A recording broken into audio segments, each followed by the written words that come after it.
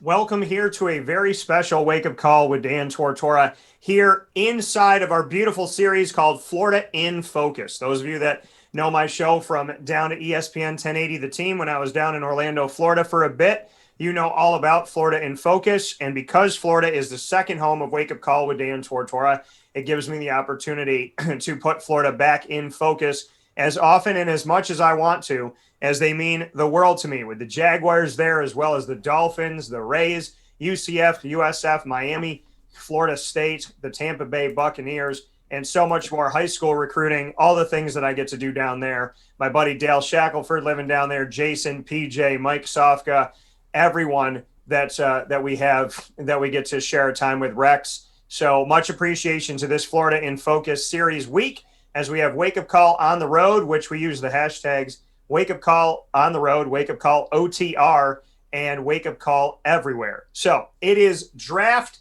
day. There is no perfect time to speak with PJ. We timed it right. The day that the draft gets ushered in for 2021, the draft is April 29th, which is today, Thursday, April 29th, Friday, April 30th, and Saturday, May 1st. And the Jacksonville Jaguars are on the clock. So I did what I needed to do to rock the right shirt. And on the back, wait for it. Tortora, oh my goodness gracious. So, and it's the year 21. My favorite number is 21. So how ironic that I got this shirt years ago and that Tortora 21 on 2021, we have the first pick in the draft, speaking of the Jaguars. So PJ's right down the road from the Jacksonville Jaguars, TIAA Bank Field. And we are here with Florida in Focus. Papa Joe, welcome to the broadcast. Well, have a lot of fun with this day, Daniel. There's too much to remember. Gosh, too much to remember. Gee, I'm an old man. I can't remember all this stuff. I know. Well, you know what? We got it. We got to get you right here. A lot of things. You can think about it this way. There's a lot of things we're going to talk about today that Jacksonville does not want to remember. So that can help you out there a little bit too, is some memories that they don't want to have. So Jacksonville has long since looked for a franchise quarterback. They got one in Mark Brunell, and after that, they have been searching and searching and searching. I'm going to read you a list, PJ, of now this is the guys that lead statistically, and you'd be surprised at some of the guys like Jake Luton, who's like number 16 on the list and only played in 3 games, but because of like the way that things are. So these are the passing leaders in Jacksonville Jaguars history. And I'm going to name all the quarterbacks they've ever had because I want to discuss with you a lot of stuff about this. So we're talking all Jaguars today on draft day, Florida in Focus, Wake Up Call at Cafe Cubal Studios on the road in the great state of Florida with Papa Joe on draft day down in Florida as the Jaguars get set to draft their next quarterback. Here are the quarterbacks statistically that have led Jacksonville. Number 1, Mark Brunell. Number 2, people may not believe it, Blake Bortles. 3, David Garrard, Byron Leftwich, Chad Henne, Gardner Minshew II is number 6 all time, Blaine Gabbert, Quinn Gray, Mike Glennon, Steve Beuerlein, Jonathan Quinn, Nick Foles, Cody Kessler, Jamie Martin, Jay Fiedler, Jake Luton, Luke McCown, Rob Johnson, who was a Buffalo Bill as well, Trent Edwards, Steve Matthews, and Todd Bowman. Of that list of 21 quarterbacks, how funny is that? My favorite number is 21. I'm wearing 21. It's 2021, and as they go to draft their 22nd quarterback, there's 21 to talk about. What are your thoughts, PJ? Oh, awful. What a terrible list of quarterbacks. My goodness. Brunell, I saw play for many years, and I was really enamored by the way he played. As a lefty, I thought he did a heck of a job. He had some great receivers, though. Jimmy Smith and Keenan McCardle was it, and he had Fred Taylor in the backfield. Brunell did it all. He had the weapons to do it too. And some of these other guys, I liked Bortles. There was nothing wrong with Bortles. He just didn't think quick enough. And who's the other one that we just lost? Nick Foles, Gardner Minshew, eventually probably. Yeah. All these guys got big arms. They just came with, I don't know, maybe these scouts don't do all their due diligence, but for us, especially at Jacksonville, other than Brunell, they've slipped through the cracks. And when you look at this and you look at Mark Brunell, you look at franchise quarterbacks and whatnot, Mark Brunell ended his career with 25,698 yards with the Jacksonville Jaguars in 120 games played. In 75 games played, Blake Bortles had 17,646. If he had remained a Jaguar and played as many games as Mark Brunell, statistically, he would have more than likely passed Mark Brunell as the number one passer in Jacksonville history by yardage.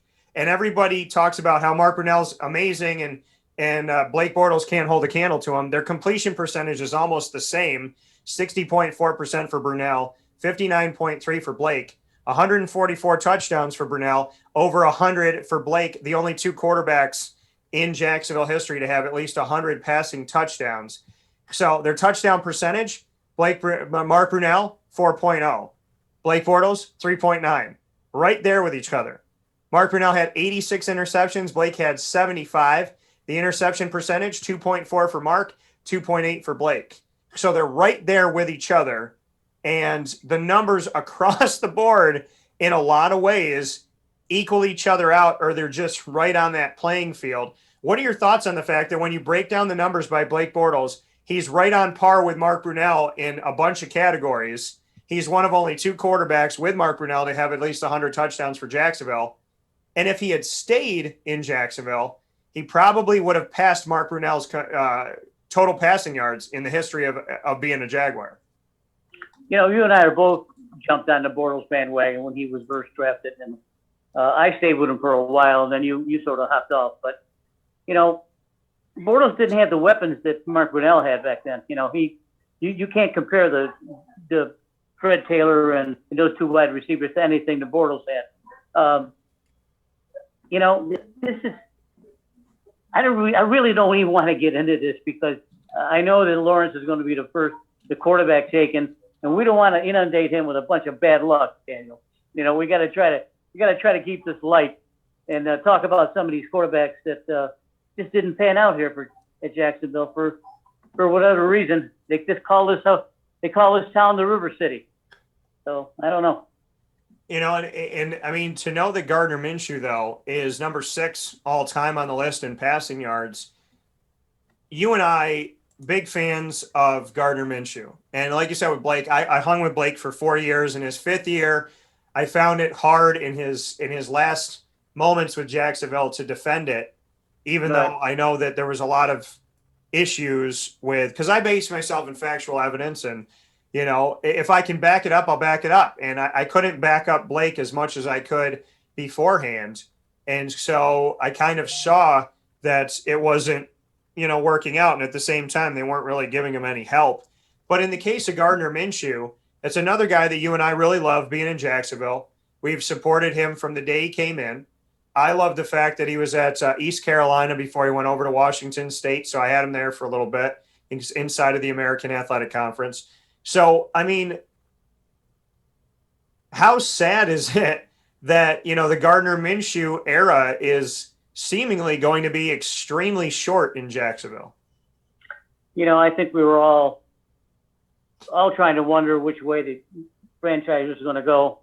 I personally wanted to see Minshew stay. I still want to see him stay. But I realized the more that we got in depth of the procedure here, that more likely is that Trevor will be for Jaguars. So there goes my heart with Gardner out the window, though. I don't know if he'll be a good secondary quarterback, because that's about the only job he's going to have, Daniel. Yeah, when we look at it, in 2019, he started in 12 games, played in 14, and he was 60.6% completion percentage, right there with Mark Brunell's completion percentage. 3,271 passing yards in his first season, 21 touchdowns to 6 interceptions. Last season, played in 8 games, started in 8 of the 9 games that he played in. He had 66.1% completion percentage, 2,259 yards, 16 touchdowns to 5 interceptions. So in both of his seasons playing for Jacksonville, he's had over 2,000 yards. He's had at least a 60% completion percentage, and he has put himself in a situation where he's had single-digit interceptions to double-digit touchdowns, 37 touchdowns to 11 interceptions over 2 years. His numbers are not bad at all, PJ. and he motivates people, and his leadership skills are awesome. In my opinion, I think he's a fantastic leader. So, when we talk about those numbers and we talk about his leadership and his positivity and him rah-rahing and trying to get the guys excited when they got a couple wins, and he's still, yelling at them that they don't quit, and this is Jacksonville football. It just feels like if they let him go, they're losing a guy whose numbers aren't that bad. He's a 6th-round pick. So to have those numbers as a 6th-round draft pick and be a starting quarterback in the NFL, I don't know. To me, I feel like he's done a lot of good on the field, and he's been one hell of a positive person on and off the field that it just seems like they would miss the boat if they let him go. I agree. He certainly was the glue that held everything together. He was spontaneous as could be, likable. I mean, how could you not like the guy? And, we got Minshew mania around Jacksonville with the mustaches and so on. So, he provided something for us to look forward to with him as a quarterback. And it's unfortunate that's going to last, but maybe he'll stay as a backup. He certainly knows what's happening. If you were Gardner's agent, though, would you want him to stay in Jacksonville as a backup? Or, obviously, let me ask the question a little bit because I think that's an easy answer, but does he benefit from staying as a backup, I guess is what I'm saying. I think what he should do is to become a free agent or get traded to a team that he can compete with for a starting job. That's what I would like to see done because I think he has it in him to do that. He has so many of the tangibles that are necessary in a quarterback position these days. He's got them all. I mean, he doesn't have the best of arms, okay, but he moves around well. He throws a good ball. I would hate to see him go. If I were going to suggest something to him, I would say.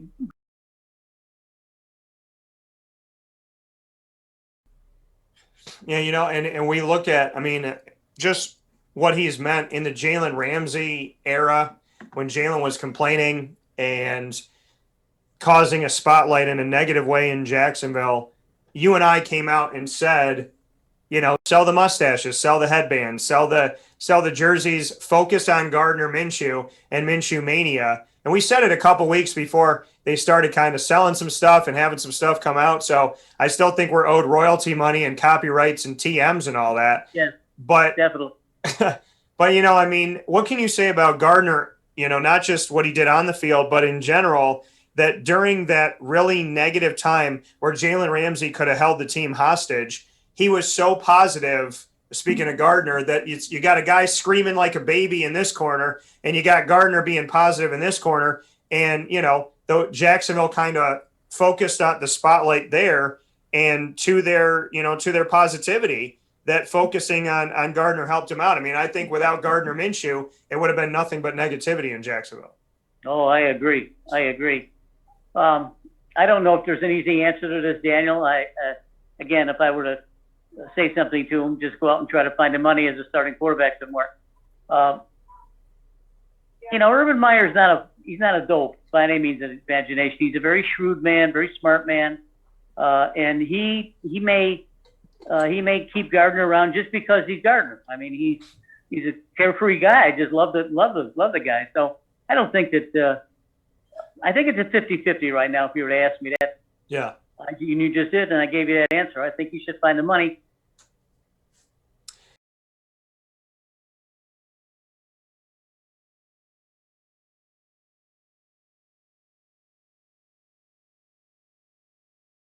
Wearing the correct clothing on the day that my team gets a draft first overall. PJ, the reality of Jacksonville being where they are is you don't get to have this opportunity to have the first overall pick unless you stink. So it's a beautiful thing to have, but it's also a representation of a swing and a miss.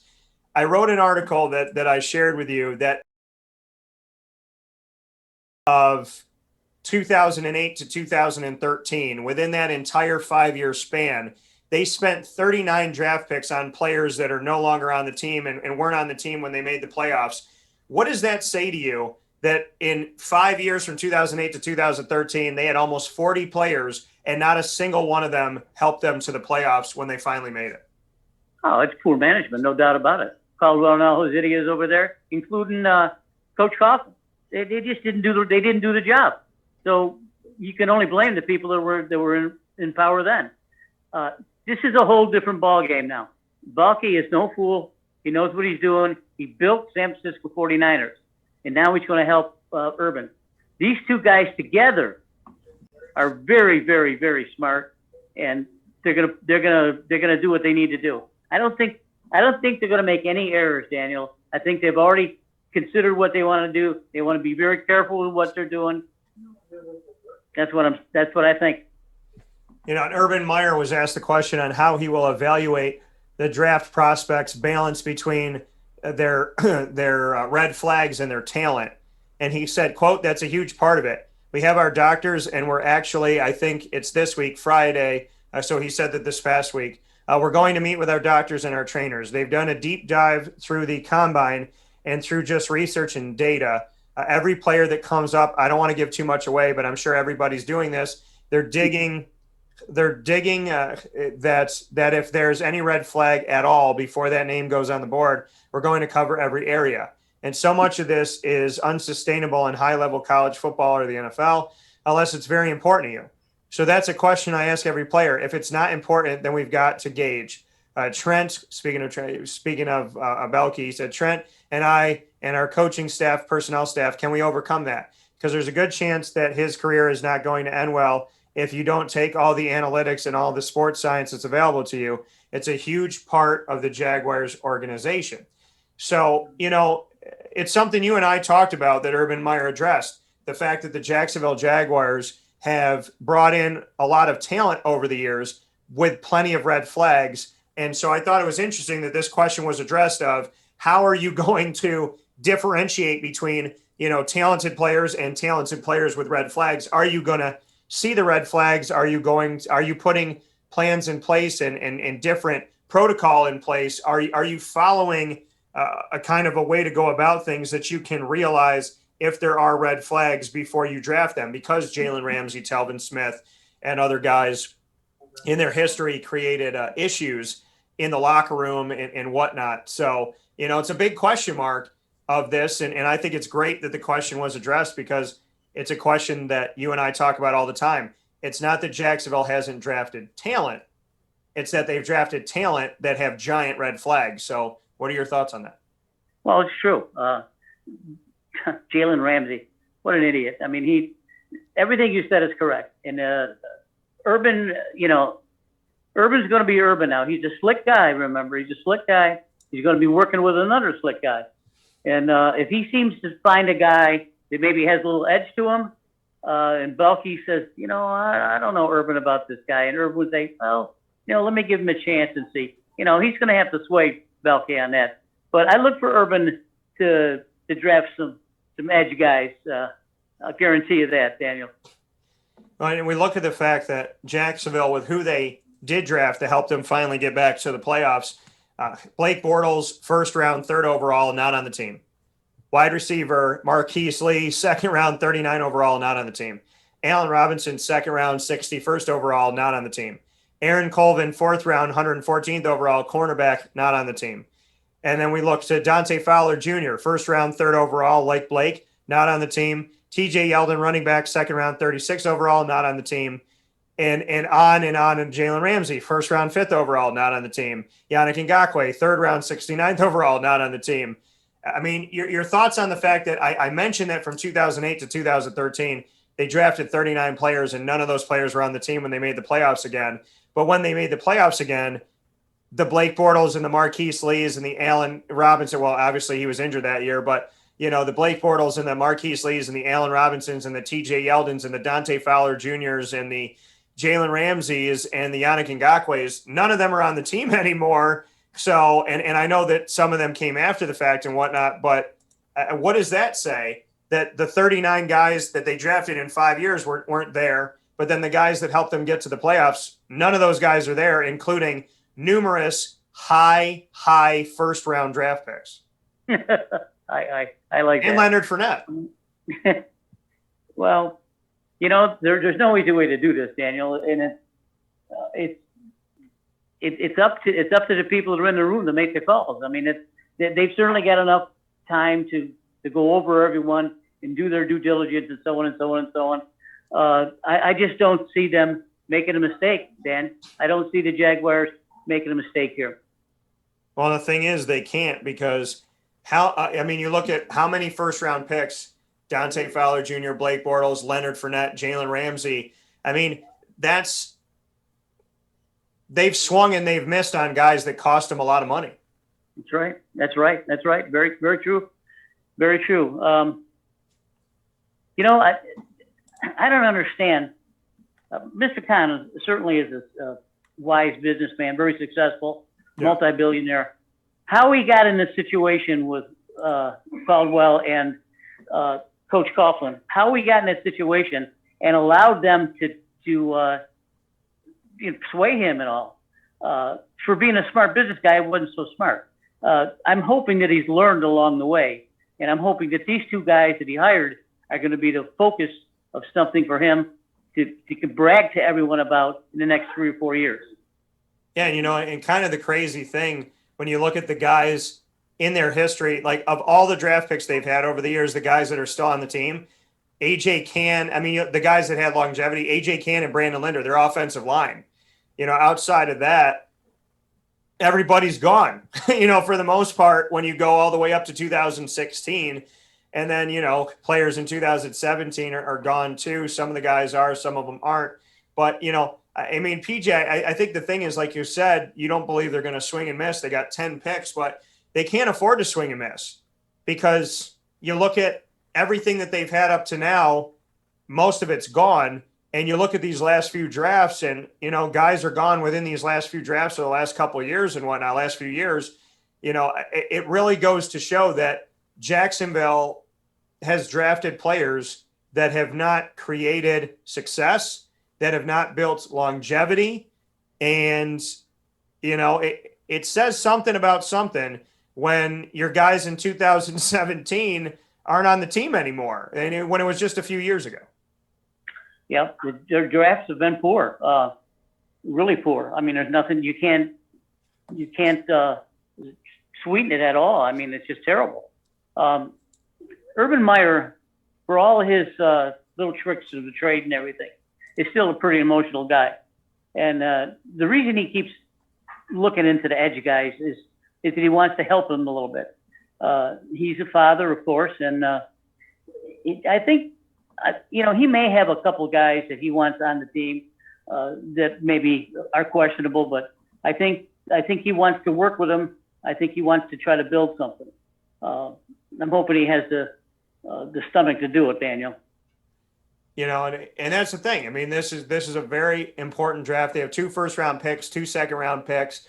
Got to make the most of it. These Yannick Ngakoue and Jalen Ramsey trades have given them the opportunity to be very special. You don't only have the number 1 pick. You got 2 in the first and 2 in the second. You got another one in the third and all throughout the draft. So you can't afford to swing and miss on any of this stuff if you want to move forward in the best way possible.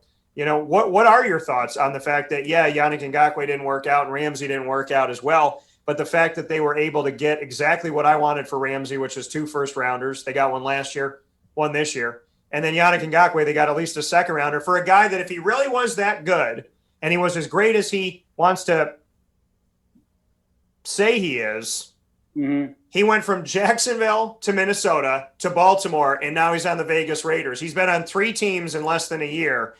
And so, he just feels like trade bait. So, obviously, Jacksonville getting rid of these 2 guys gave them picks. What are your thoughts on did they get the value that they should have gotten? And the fact that they can use another first rounder because of the Jalen Ramsey trade, and they can use their second rounder because of the Yannick Ngakoue trade. I think they're set up well. If we look at it,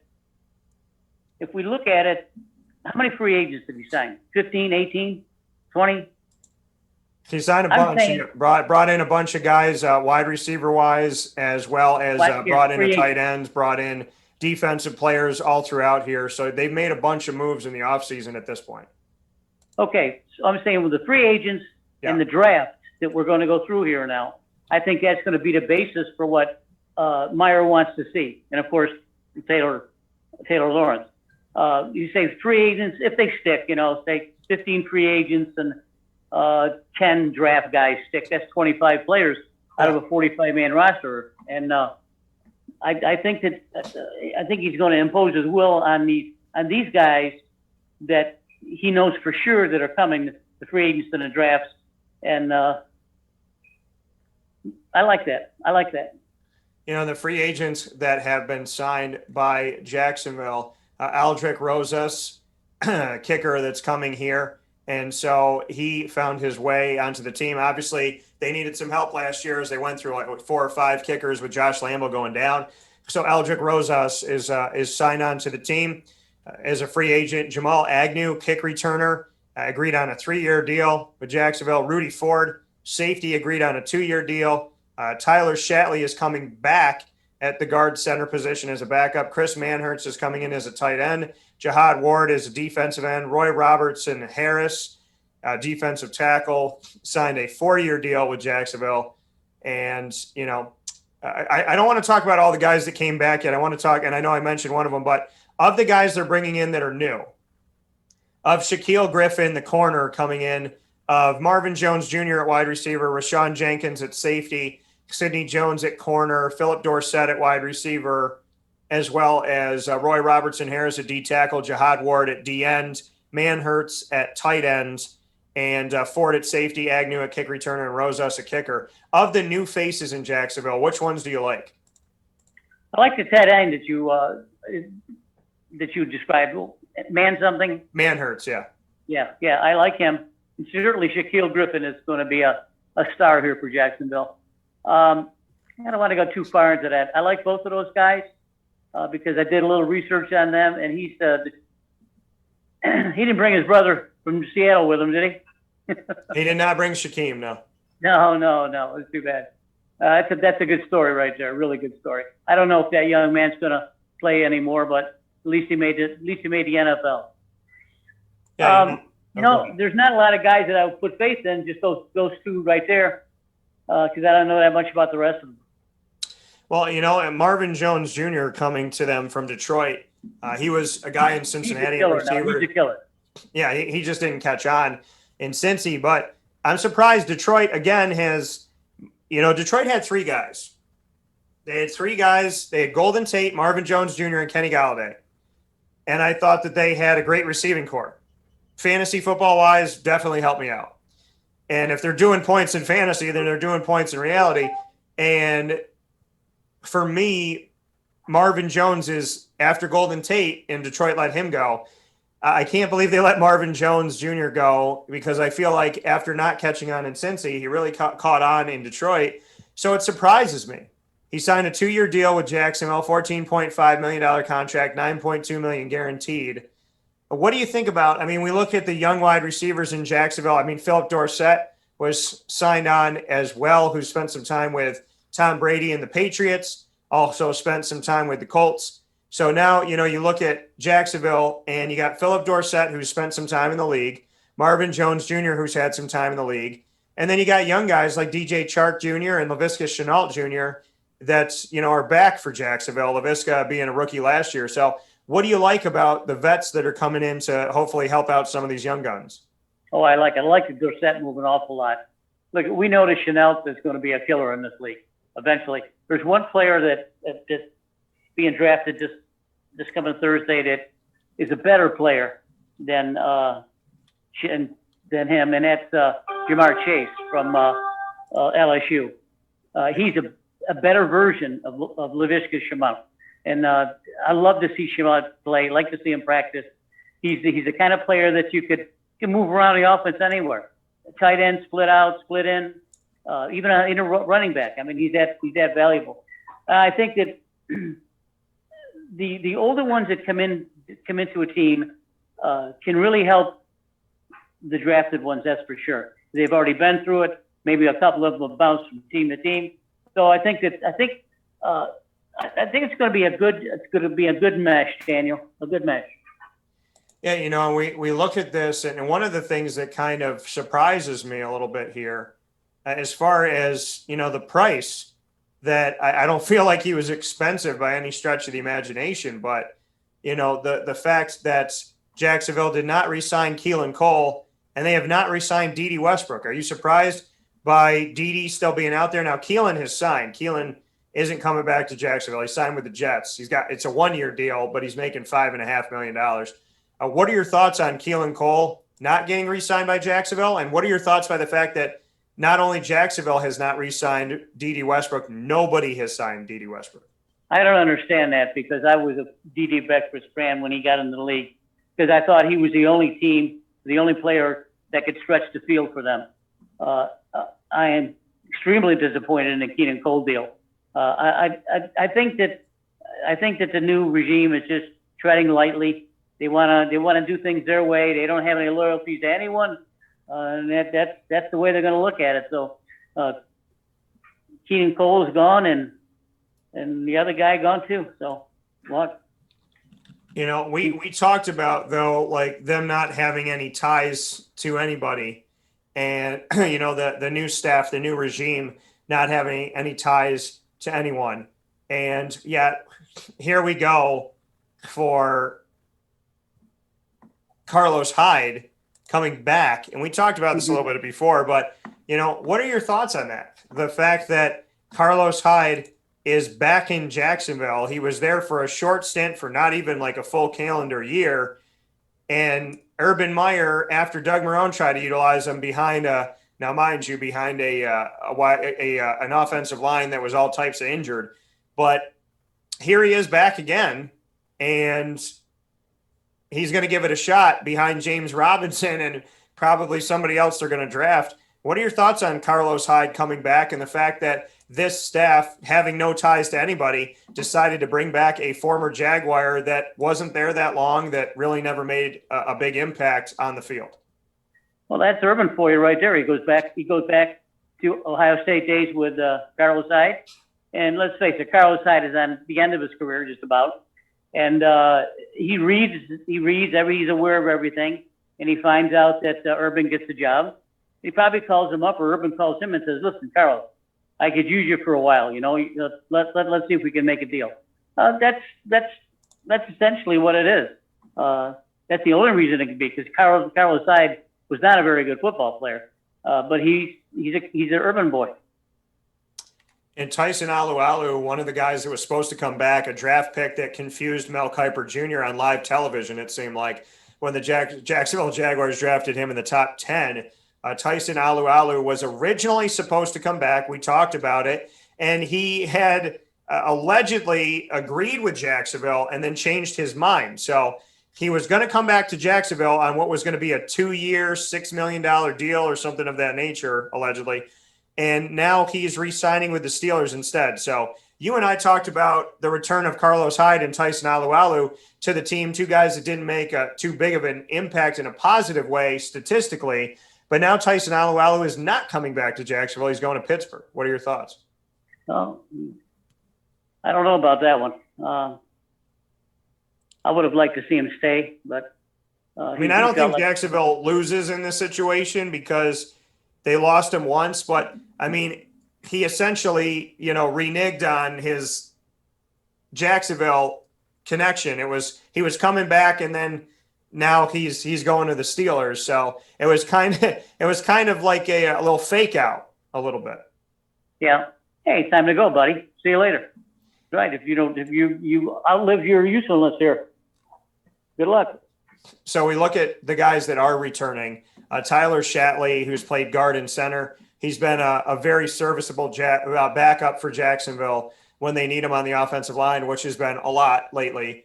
And Trey Herndon, the corner that filled in pretty nicely with Jalen Ramsey leaving.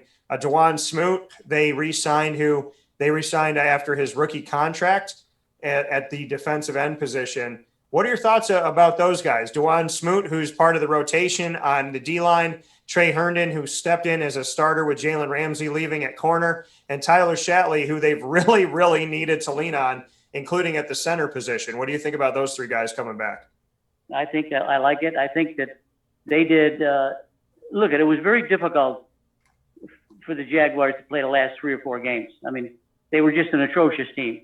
And for these guys to hang in there and tough it out for Gardner and for Coach, it wasn't easy to do. And it must not have been very easy to play back then too, because you're the laughing stock of the league because you're the worst team.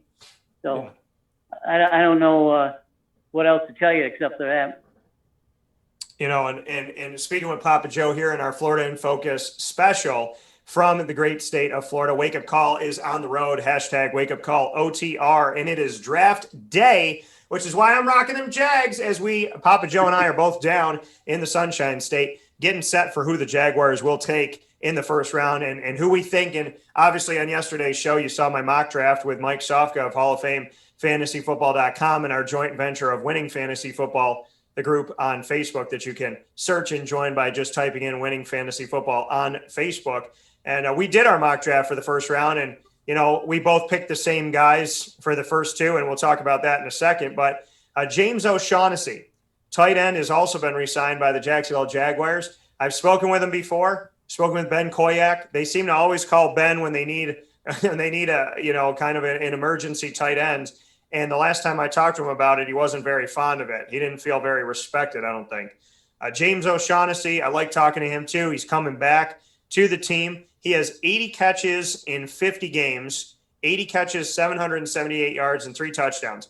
All of the other tight ends on the Jaguars roster have combined for 23 catches, 237 yards, and 1 touchdown. So James O'Shaughnessy has outdone the other 5 tight ends on the Jaguars roster currently.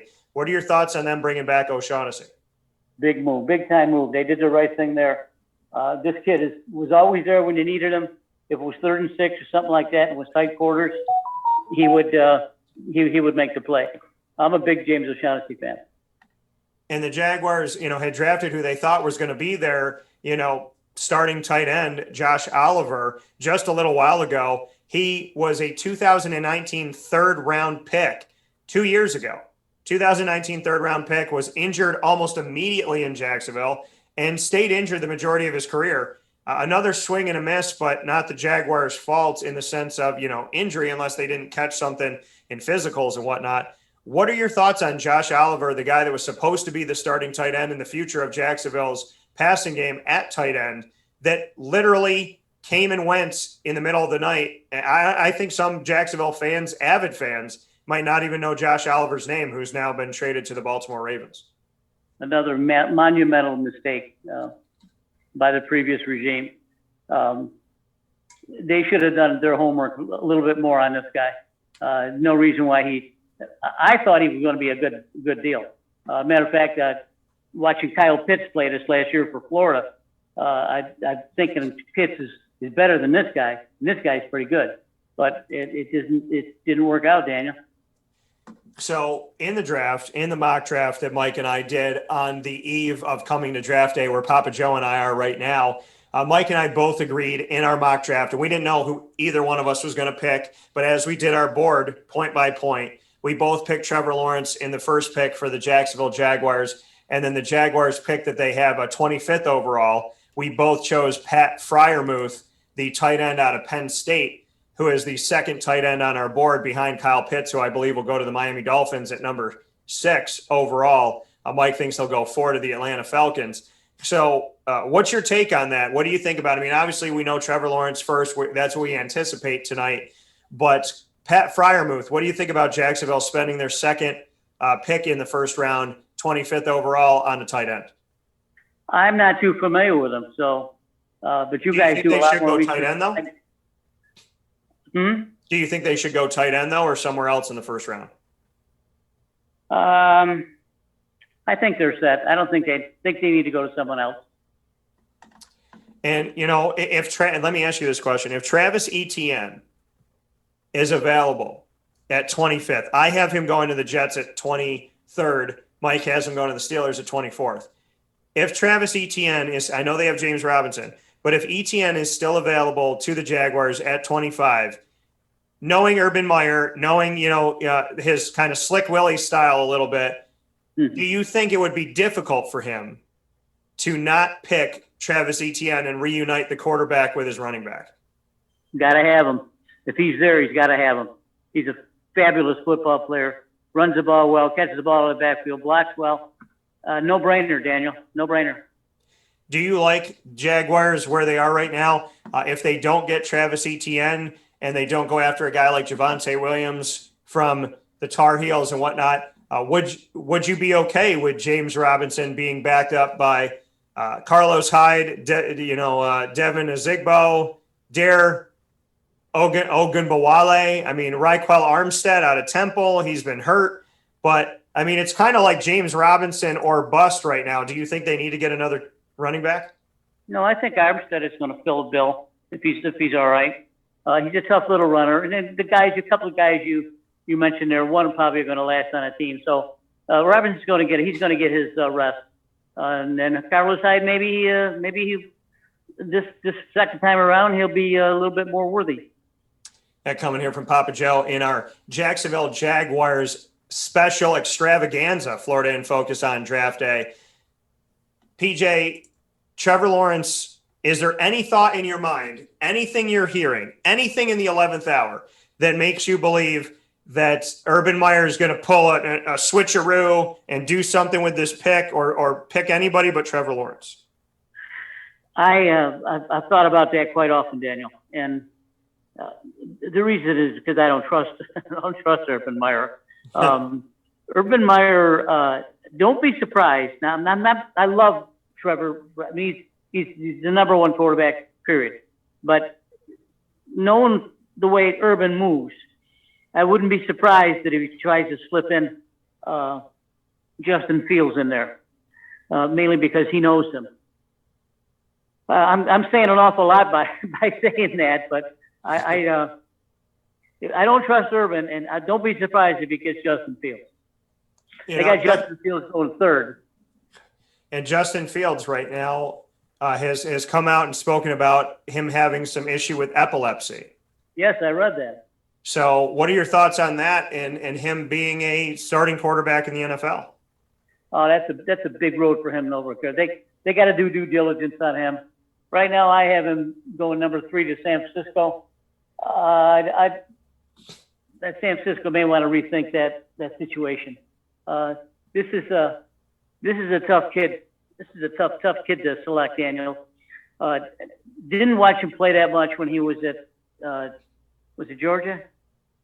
No, it wasn't. Okay. Yeah, I believe it was down in Georgia. Yeah. Didn't watch him play a lot, but excuse me.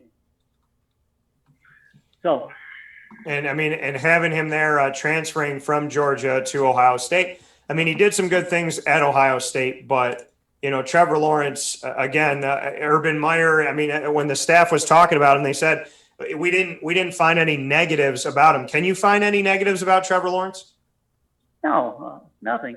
And when I read the other day that he's already spent $20,000 on the charities in Jacksonville, I mean, give the guy kudos.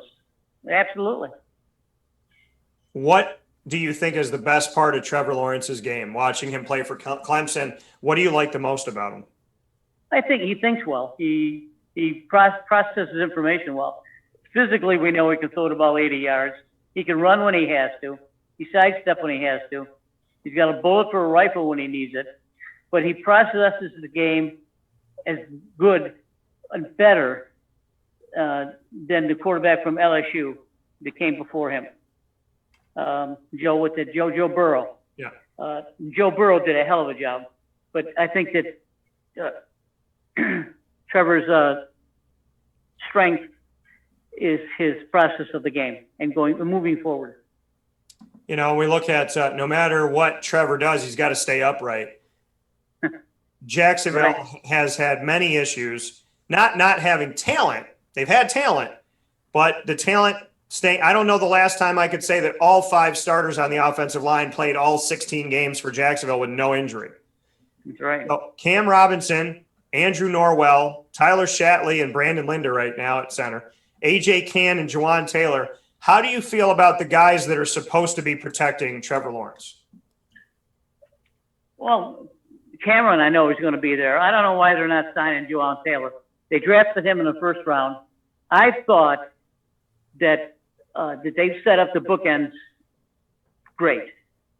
and Minshew I think will agree to that. And I still say the bookends can go forward with Urban. For you, that some of these guys are getting older, like Brandon Linder. He's been there a long time at center. And, AJ Cann, like I said, one of the only draft picks left, 2015, he was drafted by Jacksonville, still there at right guard. Awesome guy to talk to. I mean, really, all of them are. Will Richardson, a backup there. Great to talk with him as well. I've talked to pretty much all the guys on the offensive line. So is there enough here, or are they lacking the depth? Do you want to see them spend some money in this draft, spend some picks in this draft? Should they go high? Should they go second round, first round, third round? Should they be looking at offensive linemen in the first 3 rounds? I think they should, but it's not going to be in the 3 rounds. It's going to be after that. There's two other items that are pressing that they need. The offensive line, you can mix and match those guys all the time, except for the 2 bookends. The bookends have got to stay there. And I think that Urban sees that, and he'll probably going to leave it alone. So what do you think they need? What should they assess outside of quarterback? What position do you really want them to focus on for Jacksonville? I think speed on the defense probably. There's going to be a lot of – I think we're going to see them draft quite a bit of defense, Daniel. I know that's not Owen or Urban's background, but I think we're going to see that. Probably edge guys too, and they're going to need that. And speed. Urban's going to draft speed. Okay, if you're a big old lanky 6'8", 320-pound offensive tackle, you better be able to run it in less than 5 seconds, which he probably wasn't. But that's it. Well, I mean, and that's the thing. When we look at it defensively, I mean, this is a team that, again, drafted a bunch of defensive players that are no longer on the roster anymore. But they do have Josh Allen, who's kind of a hybrid. Kayvon Chason is also a hybrid. So these guys can play on the line. They can play as linebackers. They have Josh Allen. They have Kayvon. They have Roy Robertson-Harris, who they just spent good money on. Jihad Ward, who they spent money on to bring him in. Taven Bryan, who's, I would think, on his last leg in Jacksonville, but he is a Gator, so probably is going to have a little more life from Urban. I don't know if he's got anything left, Daniel. Yeah.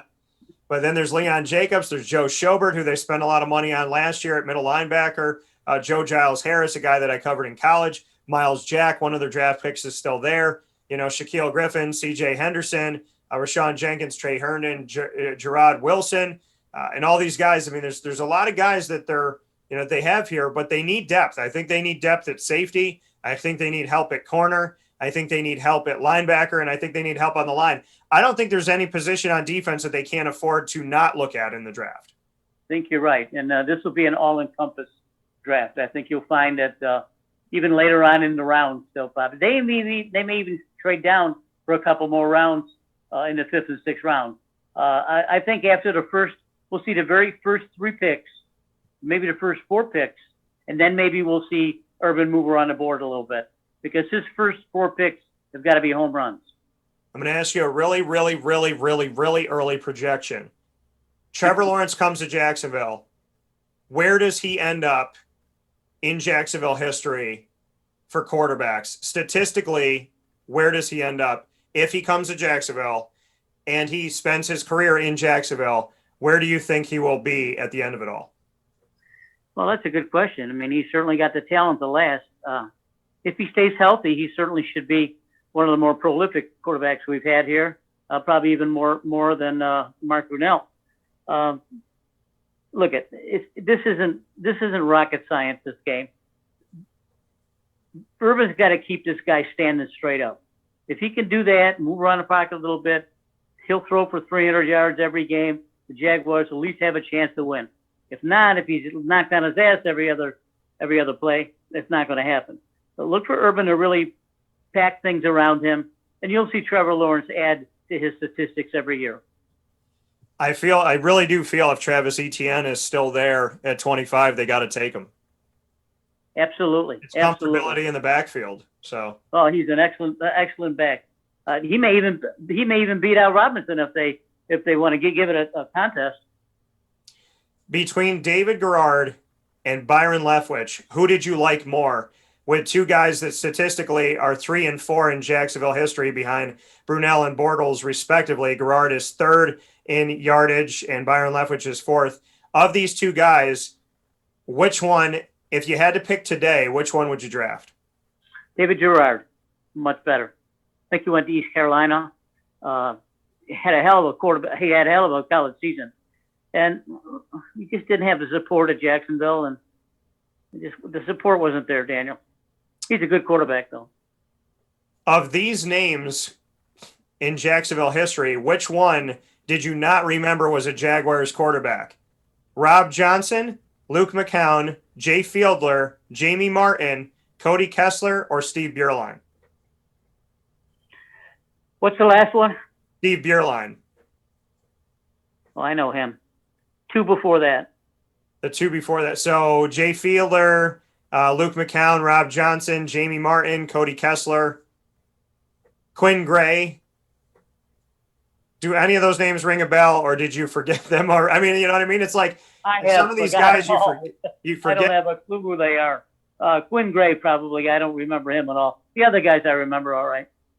You know, and that's the thing. I mean, the Jamie Martin, and now that I've looked at him and Jay Fiedler, I totally forgot those guys were in Jacksonville, but just crazy to see this list. I mean, Quinn Gray is number 8th all time in passing yards. Blaine Gabbert's 7. So I don't know who that guy is. He wore number 5. So, but Chad Henne's in the top 5, even though he was backup for, a bunch of the time with Blake. But I mean, this, for all the years that Jacksonville's been around, almost 30 years, it just goes to show you that outside of Mark Brunell and Blake Bortles, there really hasn't been much success at quarterback. They tried to get a franchise guy plenty of times. They tried to do it with Blaine Gabbert. They tried to do it with Blake. They tried to do it with a bunch of these guys, and it didn't pan out. It panned out with Mark Brunell. Do you think that Trevor Lawrence will be the next franchise quarterback in Jacksonville? Do you believe that of all the swings and misses, that Trevor Lawrence will continue to win professionally as he did collegiately and in high school?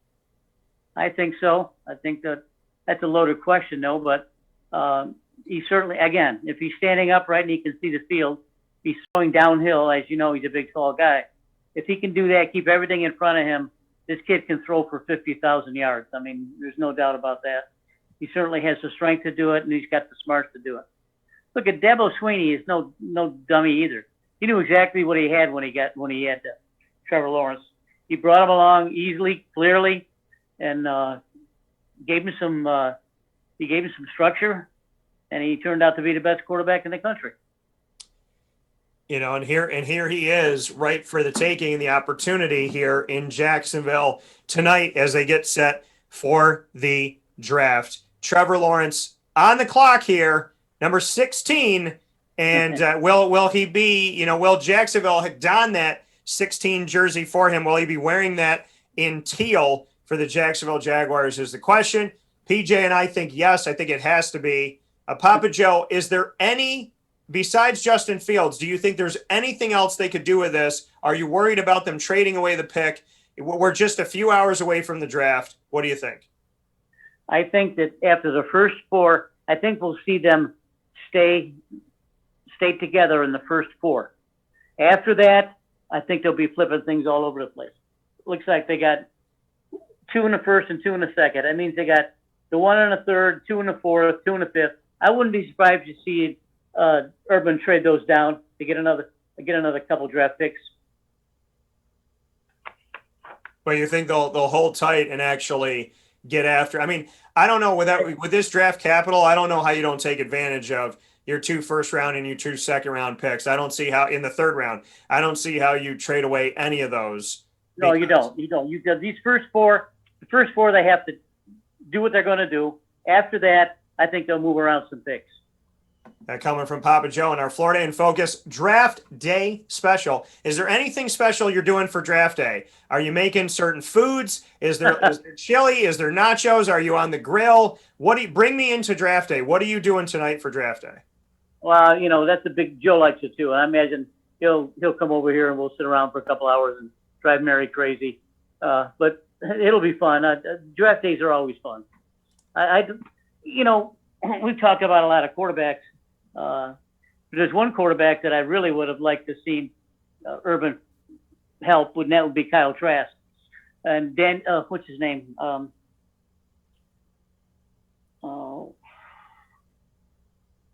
Manning. Peyton Manning is taken Kyle Trask under his wing. Yeah. And he's giving him a lot of pointers. And if you got someone like Peyton Manning working for you, look, if this guy led the nation in passing last year, won a Johnny Unitas Award, and he's not even going to be in a first or second round pick. It doesn't make any sense. Is he fast? No. Is he smart? Yes. Has he got a good arm? Yes. What the hell's the problem?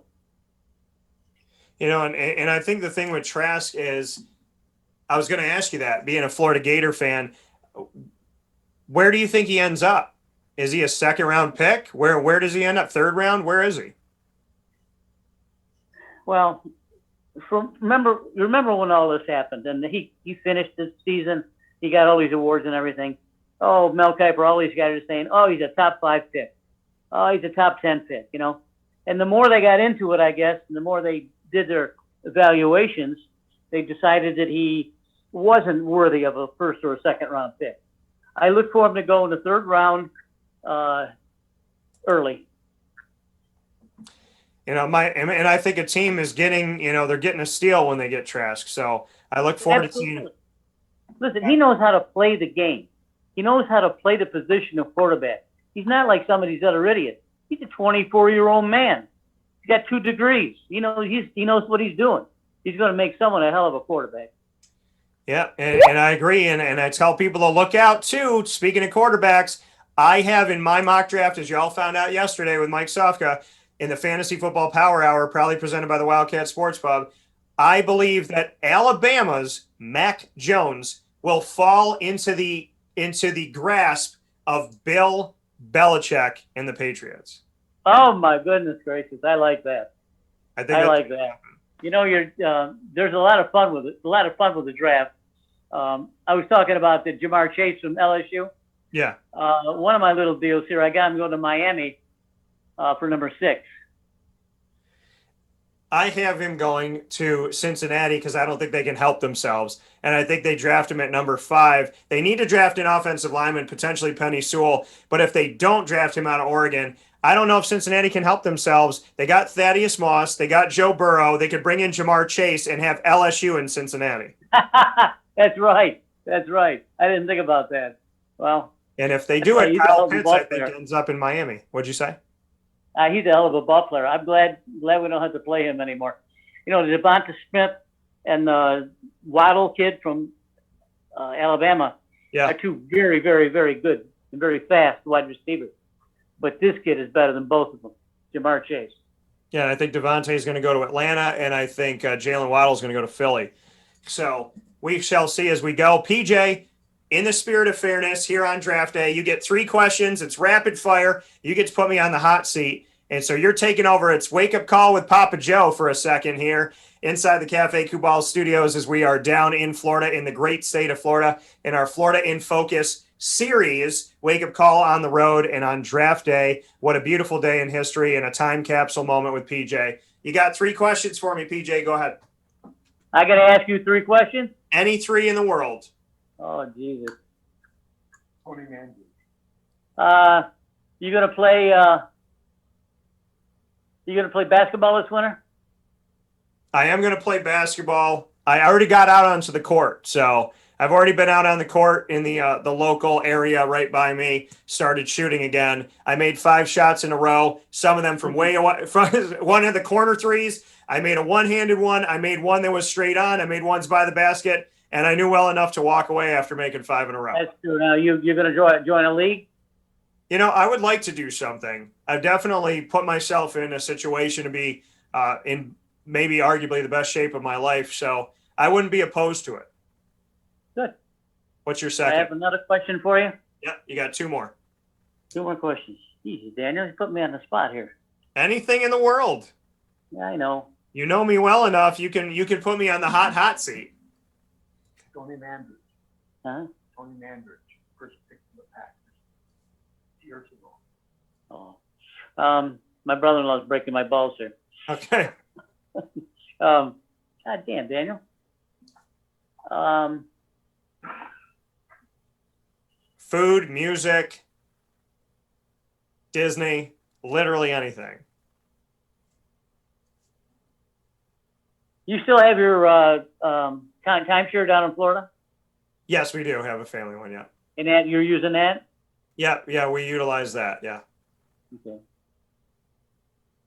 That's the second one. What's your third question? I'm Well, really blowing this, aren't I? I was I think. was going to ask you. Yeah, go I ahead. was going to ask you if you're seeing a girlfriend, but I don't want to have you get in a piss contest here. I will tell you, PJ, that I am a free agent like the rest of the NFL draft picks tonight. I'm fielding phone calls, and I will take the best offer. Very good. Very good. So that coming from Papa Joe, Jacksonville Jaguars, baby, and it is 2021. All right. Laura is ready to do this tonight. The draft is coming to you live. Watch it. PJ and I brought you into it. Jacksonville Jaguars, centric focus inside of the Cafe Kubal studios. And I want to give a very special thanks before we hop out of here to all of our wonderful partners that are here with us in Central and Upstate New York. And of course, when Wake Up Call takes to the road. So a big thank you to Cafe Kubal, Carvel DeWitt, Ma and Pa's Kettle Corn and Popcorn Factory. Go to maandpazpopcorn.com and use the promo code DT20 for 20% off anywhere in the United States. The Wildcat Sports Pub, Honda City of Liverpool, Pizza Man, Chick-fil-A Cicero, Canine Camp Dog Daycare, Avicoli's Canine Campground Dog Boarding, and the Millhouse Market, which is worth the drive every time. Make sure that you look up Wake Up Call with Dan Tortora on Facebook.com/LiveNowDT, as well as Facebook.com/WakeUpCallDT, and on YouTube.com/WakeUpCallDT, and all of our podcasting platforms where you can get our archive of shows for free: Podbean, Stitcher, iHeartRadio, TuneIn, Spotify, iTunes, and Apple Podcasts. Search Wake Up Call with Dan Tortora. So, with that being said, PJ, I'm happy to be with you. Get my tan on, and I look forward to seeing you soon. Okay, see you, bud.